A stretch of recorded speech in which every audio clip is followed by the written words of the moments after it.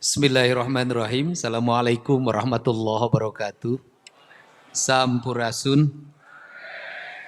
Yang saya hormati Menteri Hukum Republik Indonesia yang hari ini hadir di tengah-tengah kita untuk menerjemahkan bahwa memimpin itu bukan hanya dengan otak, tetapi memimpin itu dengan hati.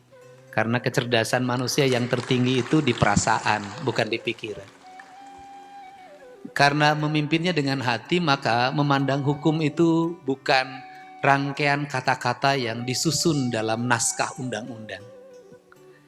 Memandang hukum bukan rangkaian kata-kata dalam tuntutan, dalam dakwaan. Memandang hukum bukan rangkaian kata-kata yang berisi vonis tentang sebuah keputusan. Tetapi memandang hukum adalah rasa adil yang hidup di tengah-tengah masyarakat. Hidup saya itu ditandai dengan dua hal di halaman rumah saya itu. Maka ada yang disebut dengan pos pengaduan ADM. Yang mengadu itu selalu isinya adalah air mata. Air mata yang pertama yang mengadu adalah mereka yang berbaring di rumah sakit belum bisa membayar rumah sakit.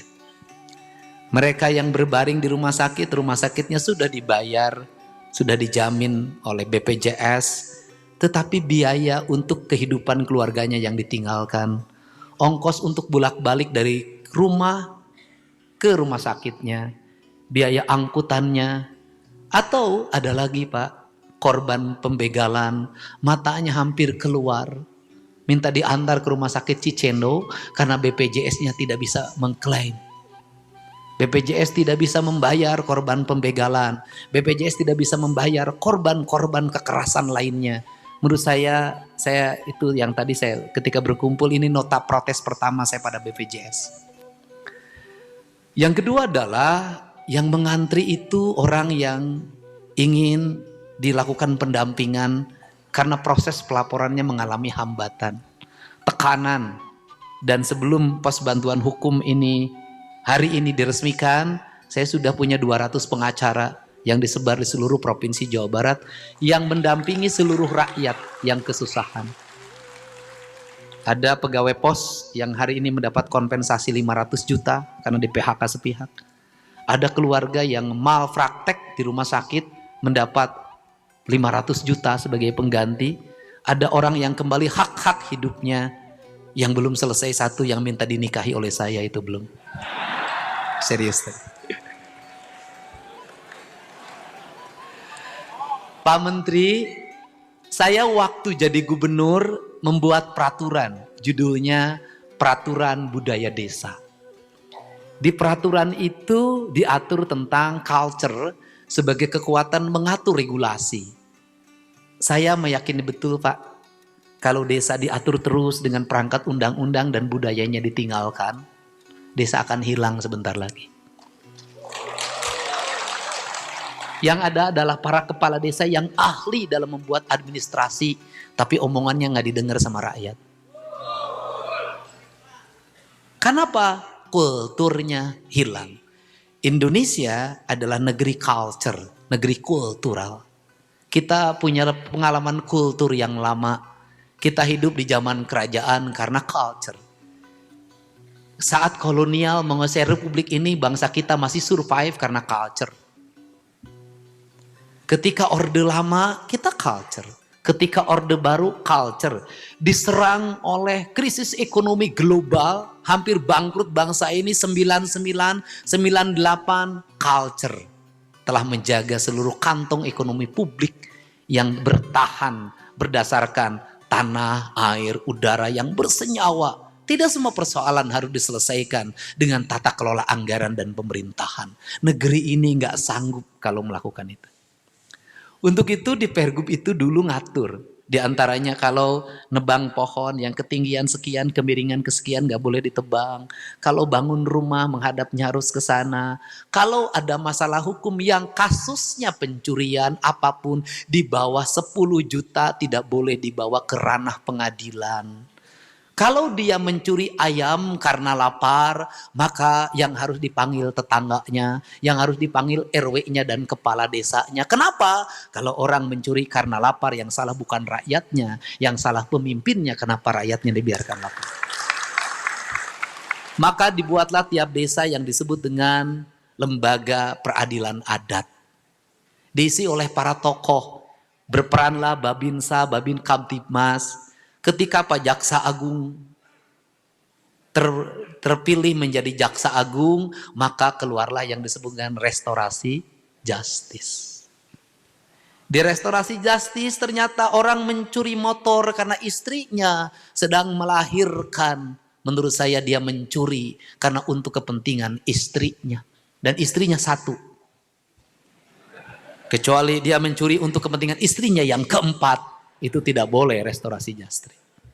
Kemudian saya melihat bagaimana dia dikembalikan dari hukumannya, dibebaskan, dan keluarganya diberikan kompensasi untuk pembayaran rumah sakitnya. Terakhir Pak, saya menangani seorang kuli konveksi di Garut. Dia menerima motor hasil curian karena dibeli di media sosial. Belinya 1,5 juta, dia hasil labung nama. Ternyata motornya motor hasil curian dan ditahan di Polres Sumedang. Saya waktu itu langsung bergerak menemui Pak Kajari, berkoordinasi dengan Bu Kajati pada jam Pidum. Akhirnya dibebaskan dengan restorasi justice. Dan ternyata yang dicurinya itu anak mahasiswa, orang Bogor kuliah di Unpad. Saya menggantinya dengan motor yang baru. Tapi jangan sampai besok ada yang dicuri lagi agar motornya baru lagi. Kemudian karena waktu itu masa percobaannya harus bersihin masjid segala macam, saya bilang begini, nanti dia makannya dari mana? Maka saya angkat menjadi tenaga kebersihan Pemprov Jabar. Keadilan itu bisa kita wujudkan dengan hal-hal yang sederhana. Saya selalu mengatakan kalau orang mencuri 1 juta itu biaya penangkapannya berapa? Biaya penyelidikannya berapa? Biaya penyidikannya berapa? Itu saksi bolak-balik itu lebih dari 1 juta. Belum biaya tahanan. Terus ketika ditahan besoknya asalnya nyuri ayam, besoknya dilatih nyuri kambing. Kemudian dilatih lagi nyuri sapi. Berbahaya Pak. Untuk itu saya berucap terima kasih. Hari ini dibentuk. Dan 100% Pak ini Posbakum di Jawa Barat dalam waktu 1 minggu. Karena yang tidak bikin saya ancam bantuan gubernurnya nggak turun. Maka saya berucap terima kasih dan Pak Sekda, Kepala Biro Hukum, nanti hari Senin saya akan mengeluarkan peraturan gubernur tentang budaya desa yang di dalamnya ada klausul atau pasal yang mengatur dibentuknya lembaga adat desa untuk menyelesaikan konflik perselisihan di tingkat desa.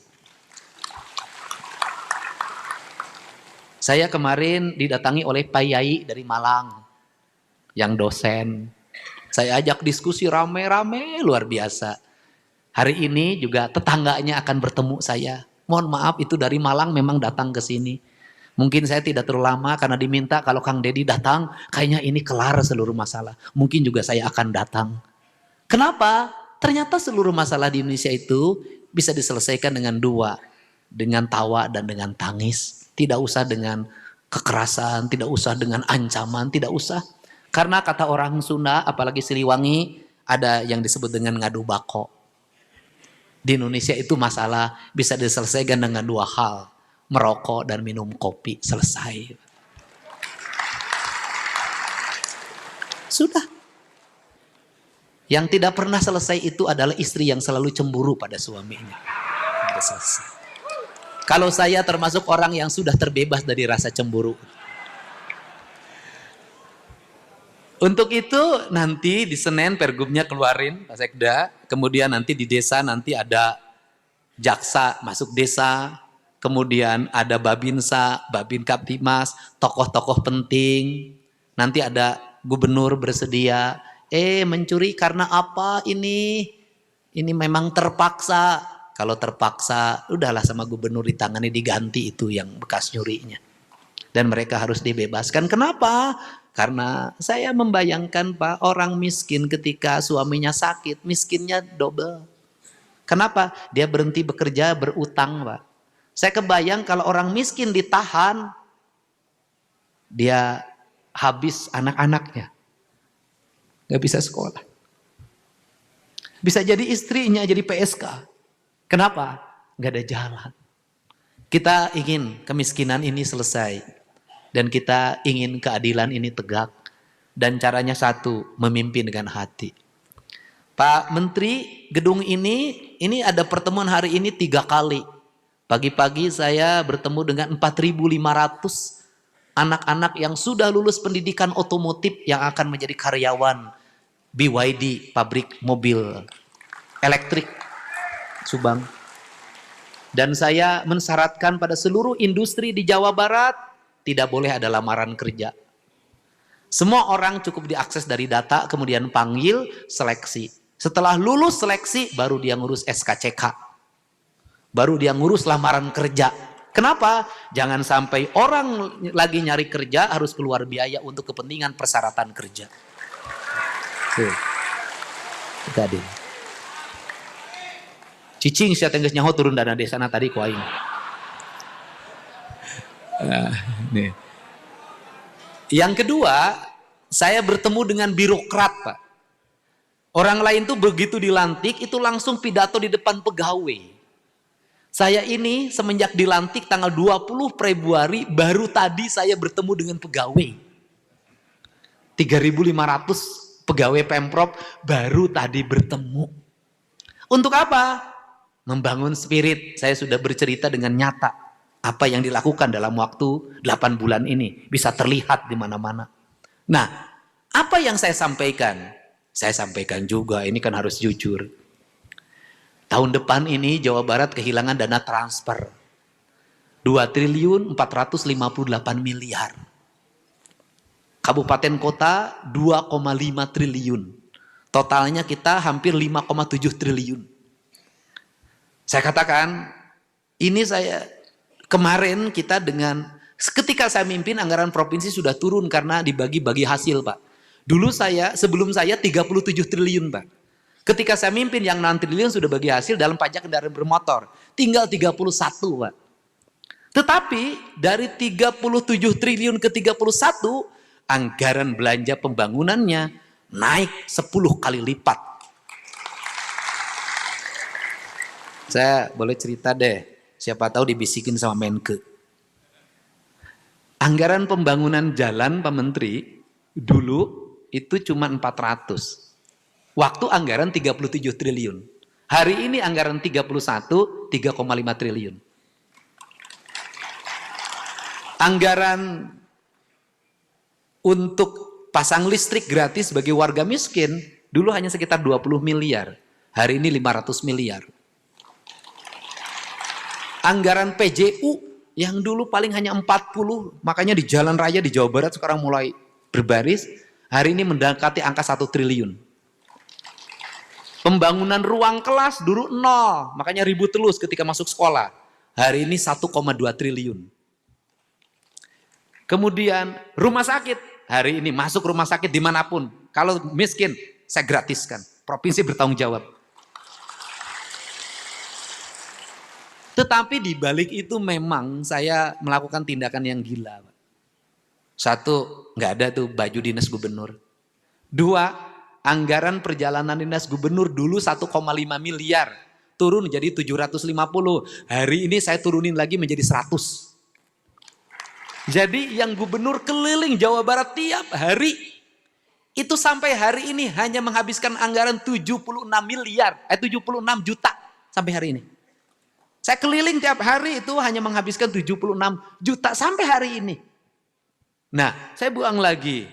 Nah, sekarang kita turun lagi tinggal 27. Apalagi? Enggak, saya ngumpulin birokrasi tadi. Saya mau nekat, bukan mau saya turunin. Anggaran jalan mau saya taikin jadi 4 triliun. Seluruh belanja publik akan saya taikin 4 triliun.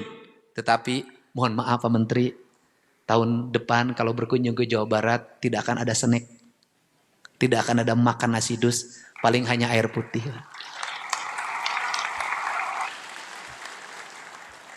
Mohon maaf, nanti listrik di Pemprov nyalanya hanya pada siang hari waktu kerja, malam akan dimatikan, yang nyala hanya di luar saja, di dalam tidak boleh nyala.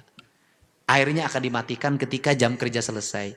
Pegawainya akan kami atur Pak, tidak boleh terlalu numpuk tiap hari, sebagian akan kami tugaskan kemana-mana untuk mengurangi beban. Karena pegawai itu semakin banyak pegawai di kantor, semakin banyak pengeluaran listrik, semakin banyak pengeluaran biaya-biaya lain. Saya akan kurangi itu semua. Dan karena kantornya sekarang kantor digital, saya ingin buktikan diri. Dan ini berlaku seluruh kabupaten kota sama semangatnya. Saya kemarin sudah kumpulkan. Kita ini sudah diambil senapannya, sudah diambil pelurunya, tinggal bambu runcing. Jangan, karena apa? Leluhur saya dulu pernah menang dengan menggunakan bambu runcing. Masa saya tidak menang hari ini? Jadi bagi saya keterujian seorang pemimpin adalah teruji di saat sulit dia tetap bisa memenangkan dan melewati kesulitan itu. Itu titik. Kenapa? Karena kita katanya bangsa pejuang. Waktu retreat ada simbol petarung. Maka kita tidak akan pernah berhenti untuk bertarung. Saya ini aktivis organisasi. Dulu ketika jadi pimpinan HMI bisa nyari duit buat bangun sekretariat. Buat ngasih makan training. Tidak ada anggarannya. Masa jadi gubernur yang ada anggarannya tidak bisa lebih dari ketua cabang HMI. Dan yang terakhir, kita bersepakat Pak Wali Kota, para Bupati, kami akan menggerakkan seluruh rakyat. Karena saya tidak mau lagi di tempat saya ada orang mengadu Pak. Kalau ada orang mengadu ke tempat saya, berarti kepala desanya tidak berfungsi. Kalau orang mengadu ke tempat saya, berarti camatnya tidak berfungsi. Kalau orang mengadu ke tempat saya, berarti bupati wali kotanya tidak berfungsi. Kenapa? Mengadunya sederhana kok. Butuh uang 1,5 juta Pak untuk ongkos ke rumah sakit bolak-balik. Berangkatnya dari Indramayu, berangkatnya dari Cirebon, dari Tasik. Berapa ongkosnya? Saya bikin gerakan Pak. Hari ini tadi sudah dipelopori. Namanya Poe Ibu. Gerakan Sapoe Sarebu. Apa itu? Tiap warga harus nyimpan uang di depan rumah tiap pagi, dipupul oleh RT nunjuk bendaranya dikumpulin, nanti di kantor desa dikumpulin, di situ ada ruang pelayanannya khusus untuk ngurusin warga yang 2 kesulitannya, masalah sekolah dan kesehatan 2 saja. Seluruh kantor di seluruh provinsi Jawa Barat nanti akan ada ruang pelayanannya. Para bupati akan punya ruang pelayanannya, para camat punya ruang pelayanannya. Saya yakin Jawa Barat nanti bukan kekurangan, nanti akan kekurangan orang mengadu karena seluruh pengaduannya sudah selesai di berbagai titik. Nah, dari sinilah nanti kita akan mulai keadilan. Kenapa? Dari orang yang terpojok karena tidak bisa bayar untuk biaya kelahiran, dia mencuri. Dari yang kepepet karena anaknya pengen beli baju seragam, dia mencuri. Dari yang kepepet karena istrinya di rumah sakit, dia mencuri. Seluruh pencurian itu nanti akan menjadi hukuman manakala negara sudah membuat ruang-ruang keadilan. Tapi selama negara belum membuat ruang keadilan, tak pantas orang mencuri karena lapar dihukum. Untuk itu semoga pertemuan hari ini pertemuan semangat kita semua untuk membangun rasa adil. Dan saya ngajak semua orang jangan mengatakan tidak ada uangnya, tidak ada anggarannya. Kalimat itu kalimat bohong. Kenapa? Giliran rakyat minta bantuan rumah sakit 500.000, Anda katakan tidak punya duit. Tapi malam karaokean sama LC Anda punya duit.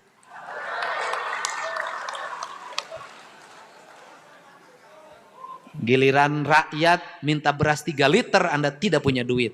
Tapi nambah istri, Anda bilang selalu ada duit. Ini penting Pak, ini penting karena tugas-tugas kemanusiaan ini hal penting karena kita ditugaskan untuk menjadi pemimpin adalah untuk mewujudkan rasa adil di tengah-tengah masyarakat. Untuk itu mudah-mudahan pos bantuan hukum ini menjadi sarana untuk menyelesaikan berbagai konflik sosial. Dimulai dari tingkat RT, tingkat RW, tingkat desa dan kelurahan. Kalau seluruh RT, RW, tingkat desa dan kelurahan memiliki perangkat yang cukup, keuangan yang cukup atau fiskal yang cukup, dan kemampuan intelektual dan emosional yang cukup untuk menyelesaikan, negeri ini cukup selesai di desa. Karena negeri ini adalah hamparan desa dan kelurahan, titik, itu saja. Jadi untuk itu saya ucapkan terima kasih atas kehadirannya. Semoga sore hari ini menjadi jalan. Dan yang terakhir, saya satu kegiatan itu digunakan untuk 3 kegiatan. Jadi gedung ini disewa oleh Dinas Pendidikan untuk kegiatan nomenklatur Dinas Pendidikan. Tapi digunakan oleh BKD dan digunakan oleh hari ini oleh Pemprov Jabar bersama Kementerian Hukum. Jadi gratis. Ini cara efektif dalam memanage. Dan saya meyakini betul orang-orang yang survive itu adalah orang-orang yang memiliki kekurangan dan orang-orang yang memiliki kesulitan dalam hidupnya. Jadi pemimpin yang diberikan banyak kesulitan sesungguhnya pemimpin yang sukses. Kalau pemimpin selalu mendapat kemudahan bukan pemimpin sukses. Kalau saya dikasih 50 triliun saya bukan pemimpin sukses. Tapi kalau saya dikasih 27 triliun saya bisa membangun sama dengan 500 triliun saya pemimpin sukses. Itu. Ini sarana latihan dan ini adalah jalan. Dan terakhir saya ngajak pada para kepala desa semua, yuk kita berpikir tentang Indonesia masa lalu. Bagaimana? Dulu kepala desa dipimpin oleh Kuwu dan Jaro. Tidak ada dana desa. Bisa membangun kantor desa, punya tanah bengkok, punya jalan desa, dihormati oleh rakyatnya. Dan hari ini banyak kepala desa turunan yang ke-7 dari kakeknya dulu jadi kepala desa berwibawa di desanya.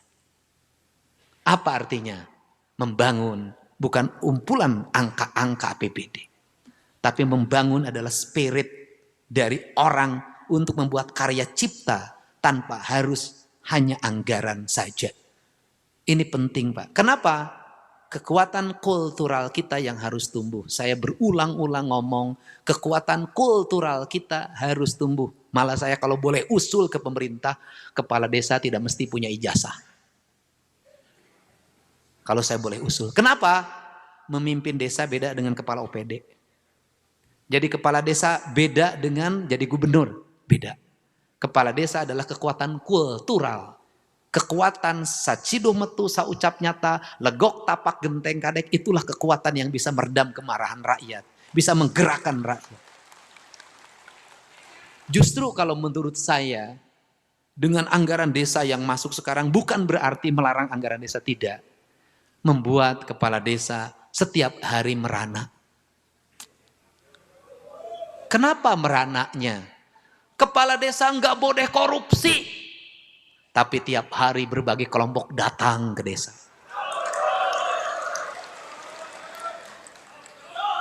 Orang bertemu gubernur susah. Gak bisa nembus Pak. Bertemu bupati susah. Gak bisa nembus. Tapi bertemu kepala desa itu paling gampang.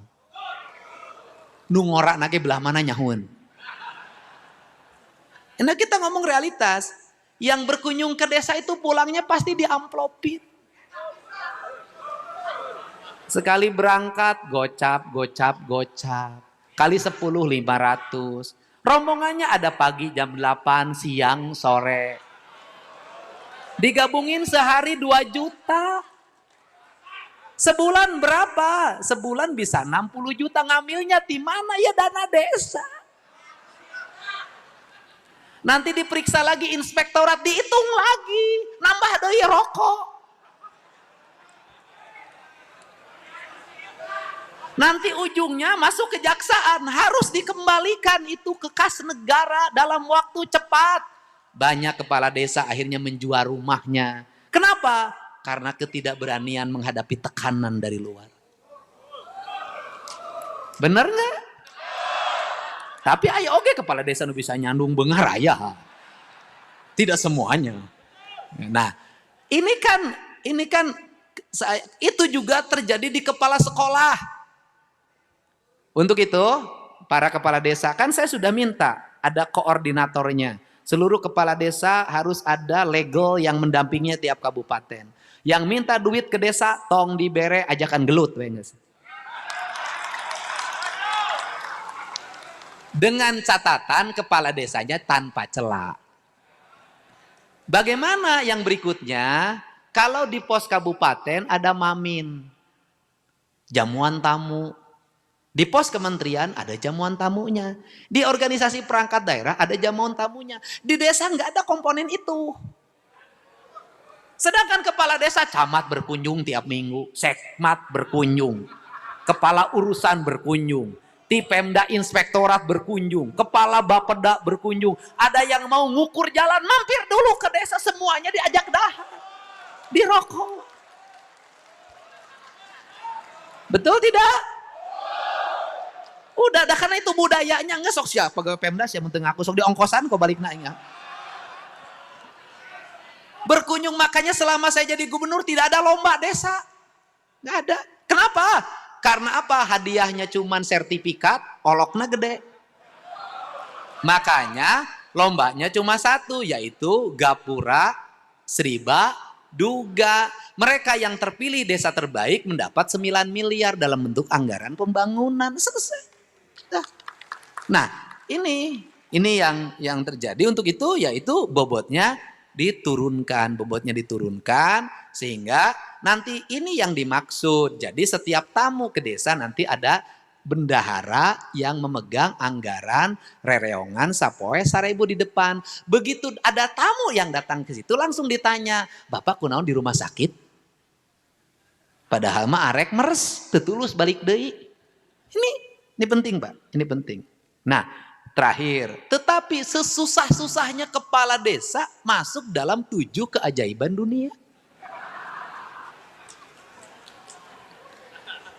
Kenapa masuk 7 keajaiban dunia? Dana desana sering telat, bantuan keuangan desa kabupaten sering telat, gaji RT aya nu satahun sakali. Saya tahu itu, ya kan? Ayo setahun ada gak ini Pak Menteri Hukum, ada gaji RT yang diberikan pada waktu Lebaran, yaitu setahun, jumlahnya 750.000. Tahu saya. Nah, itu ada yang begitu, tapi ada juga yang sudah sejahtera. Nah, apa 7 keajaibannya? Padahal kantor desanya sudah minus, tapi masih punya istri 2. Ada yang punya istri 3. Ada yang 4, bahkan ada yang 7. Tapi kalau setiap hari diondang oleh warga, kaondangan wae. Lamun aya jaipongan nyawer, boga duit. Aya dangdutan orgenan mayar. Itulah kepala desa. Karena kepala desa adalah termasuk manusia langka 7 keajaiban dunia. Mantap. Hebat. Dan bantuan gubernurnya hari ini sudah turun.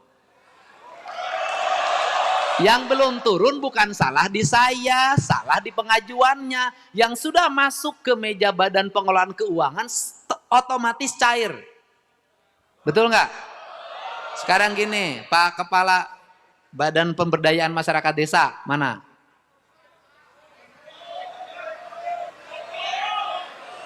Nah, masalahnya di mana? Ayo. Oh. Cicing siapa aja dog siapa? Gerowokan wae. Sini jelasin, ulang ngirakeun aing. Lumayan akhir tahun 130 juta ge lumayan. Benar tak? Nah, ngomong. Oh itu, oh. Izin saya jelaskan Pak Gub. Proses verbal dilakukan dari mulai tingkat kabupaten. Sampai dengan sekarang masih tersisa 50% verbal di kabupaten. Kemudian yang sudah sampai verbal di kabupaten teh hartina datana can asup ke provinsi di kabupaten keneh. Yap. Dan semua ada di dalam sistem Pak. Jadi tidak manual. Kemudian proses pencairan di September itu memang baru 97. Hari ini berapa hari ini? Hari ini sudah mendekati 1.100 Pak. Udah, saya kasih target, ya. Hari Senin sudah cair semuanya. Yap.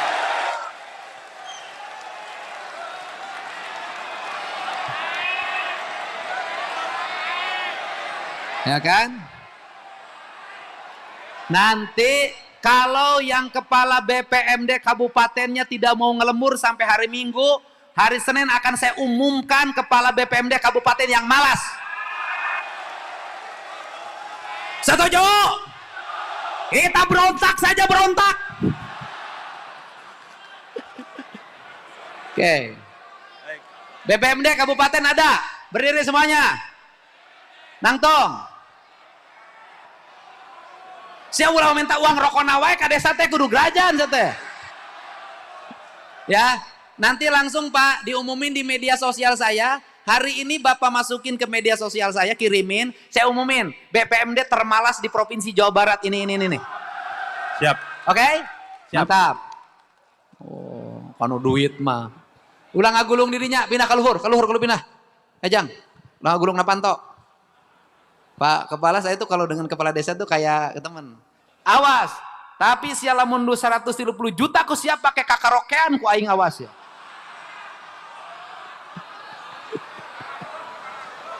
Terakhir nih, seluruh kepala desa nanti pergubnya hari ini diedarkan ke seluruh desa, kirim.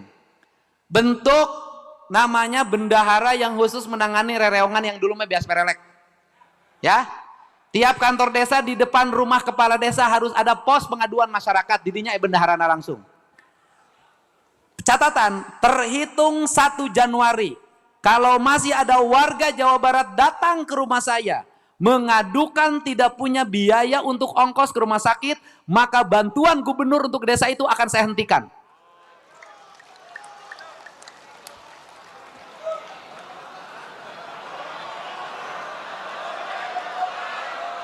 Kenapa?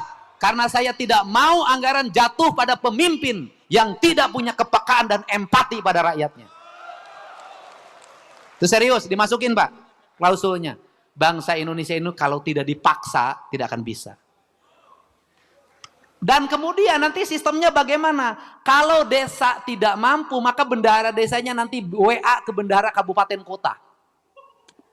WA, nanti ada grup WA-nya dan itu dikelola oleh gubernur langsung. Nah kemudian kalau tidak mampu, memang uangnya habis, nanti langsung ke WA-nya gubernur. Nanti ada grupnya dan nanti akan kita bantu karena tim saya ada di setiap kabupaten. Di setiap kantor kepresidenan itu ada tim saya yang akan jalan. Selama ini tim saya jalan menjemput dari sana tiap hari. Mungkin kepala desanya nggak tahu. Jangan sampai gubernur lebih tahu dibanding kepala desa. Ini penting Pak. Kenapa? Saya tidak boleh jadi kepemimpinan yang hanya sendiri yang bergerak. Kebaikan yang saya lakukan harus dilakukan oleh seluruh pemimpin di Jawa Barat. Siap? Oke. Mantap. Pokoknya gitu. Senin cair. Mantap. Awas. Umumin hari ini minta kepala BPMD Jawa Barat WA seluruh kepala BPMD seluruh Jawa Barat. Agar sekarang, besok sampai Minggu seluruh pengajuannya masuk ke meja provinsi. Hari Senin sudah masuk ke BKAD dan hari Senin juga harus terdistribusi cair agar pencapaian anggaran Provinsi Jawa Barat mencapai 90% terhitung hari Senin. Tidak boleh uang terlalu lama di Bank Jabar. Rakyat bayar pajak untuk duitnya untuk pembangunan, bukan untuk dipinjamkan lagi oleh bank. Mantap? Setuju? Dan saya akan juga membuka layanan pengaduan kenakalan kepala desa.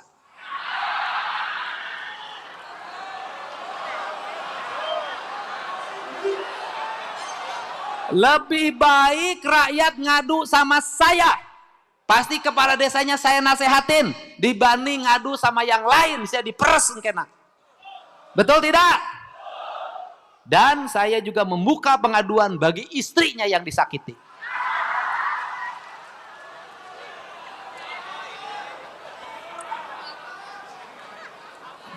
Terhitung sejak nanti 1 November tidak boleh ada kepala desa yang nambah istri lagi. Kenapa? Karena tersopan. Kenapa tidak sopan sama saya? Aing hiji can menang siang geus kawin deui.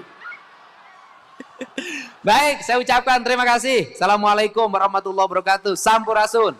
Lagunya Desa.